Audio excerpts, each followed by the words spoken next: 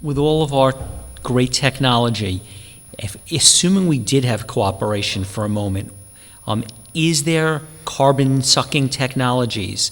Are there soil sequestration, tree planting, or other carbon sequestration solutions? I mean, is there someone that says, yeah, there's a way to do it? It would be hard, but we could do it.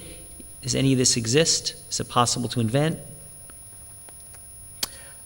So I'll kick off. So most of these are then encapsulated in what's called geoengineering, which has some good ideas, some bad ideas, and some completely insane ideas, okay? So I'll start with some of the good ideas. So again, what is really interesting about the 7.4 billion people is at the moment we're using less space than we did 10 years ago. Because people are actually moving into cities, we're urbanizing, people like to be with the big collections of people, and we're actually concentrating. So the wilds are actually becoming more wild, which is a really weird stat to actually get your head around. So again, for me, one of the first things we need to do is to reduce and actually increase forests. So again, we know that if you replant forests in areas, so one of the really beautiful examples is the lowest plateau. So it's the dust plateau of China at the foothills of the Himalayas. And what happened, this used to be the bread basket for China. For 3,000 years it was producing food, etc., for the rest of China. But they worked it to death, and it ended up looking like the Dust Bowl of the Midwest in the 1920s, okay? And the Chinese government said, okay, look, scientists, what's gone wrong? What do we need to do? You need to plant trees. So in a slightly more draconian way than we would in a democracy, they went round to every farm and said, right, you are planting tree there, there, there, there, there. If you cut any trees down, you go to prison for 25 years, okay? You know, a nice incentive, okay? But, and a friend of mine documented this over 10 years, planting those trees stabilized the soil. That allowed the soil to actually allow the agricultural goods to grow. But what was also interesting is, of course, trees transpire, so they release water vapor into the atmosphere, made the atmosphere much wetter, and started to stabilize the rainfall. And what happened was this interesting mixture of now wilding of lots of parts of the actual farms and farming, this balance between nature and agriculture works beautifully, and they've recovered that area, which we thought were lost. So if we can recover things like that, then the areas of East Africa that have been deforested, mainly by evil goats, okay, we can actually reforest. And I think there is a lot of work we can do because the space is being given up because people are now urbanizing so much quicker. And specifically in terms of water, assuming you're the water czar and everyone listens to you and we're going to do what you say, what are the 3 to 5 things that you would like to do and make mandatory? And again, I'd like to refer that Richard Oppenlander was saying that again, that eating animal products is the number one cause of climate change, more than the transportation industry, the number one cause of deforestation, land use, water use. So maybe, I don't know if that's part of your list, but that was number one on his list. So what would you do? Well, it would be if not number one, then certainly in my top 2 or 3. A meat-eating diet has 3 times the water footprint of a vegetarian diet. I mean, it's just a reality. It's been really interesting in China to watch as the income levels, quality of life has risen in that country. The water footprint of the average Chinese resident has tripled because they're shifting with that higher quality of life, higher income levels, they're shifting to more of a meat-based diet. So we can see these things happening. We see this play out. So diet has an awful lot to do with it. And the vast majority of the water that gets used in the world is going to irrigated agriculture. Stay tuned for my presentation tomorrow.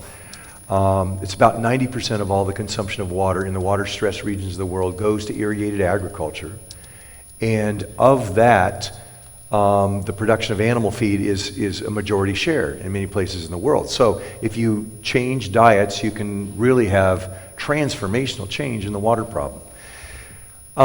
You alluded, Steve, to sort of technological fixes in that with the water situation. A lot of people, I get asked, probably the most common question I get asked is, isn't this technology of taking the salt out of ocean water, isn't that the silver bullet? It's called desalination. And it is a technology. We can take ocean water and turn it into fresh water. But there are two big problems. The biggest of which is that it requires a tremendous amount of electricity, a tremendous amount of energy to do that process. And as a result, that process is extremely expensive. And as a result, that process is creating tremendous increases in carbon emissions to be able to provide a freshwater supply. So, maybe this is part of your heat generating society guy. So, not to mention that for every gallon of ocean water that you take and turn into fresh water, a half a gallon turns into fresh water, the other half is really concentrated salty brine solution, and you got to figure out some safe way of getting rid of that. So I don't see it as being a silver bullet. Even if we poured billions of dollars into it, I don't think it would be a good thing. But where I would go with the answer, Steve, is that we can create water.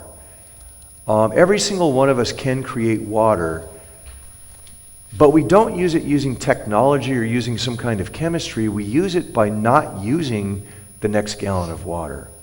For every gallon of water that we don't use, it gets to stay in the environment, it gets to stay in the river, it gets to stay in the wetland for the betterment of all of the things that other creatures on the planet that depend upon that, but also by making more water available for somebody else.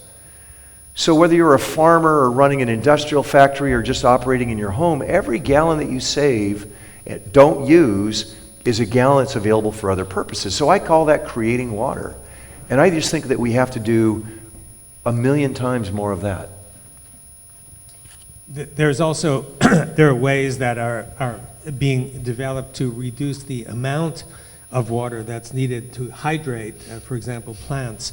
And some experiments have shown that certain kinds of waters can hydrate more effectively than other kinds. And some of these waters require relatively minor treatments to produce. And if they can really effectively hydrate cells more than other types of waters, then perhaps the amount of consumption of water that's needed for plants, for agriculture can diminish, leaving over water for other purposes. There are also other kinds of treatments of plants that are under development now. Some people report that plants, for example, exposed to certain magnetic fields or electromagnetic energy can grow more effectively and in healthier ways than plants without them. So, in all of these approaches, there's some optimism for the future that the amount of water per plant can be reduced. And then, in terms of the desalination, good points that you mentioned. So reverse osmosis is the usual way to take ocean water and to produce drinking water out of it. And a few groups, us included, are trying to find ways to do this that don't require enormous amounts of energy. And they're not there yet. There's one group at MIT that has a method under development, and we hope to be successful with our method. And if that happens, then the ocean is certainly another source of water. Granted, the problem of dealing with the high salinity residue that's left over still remains to be dealt with. But there are some technologies under development to solve some of those problems.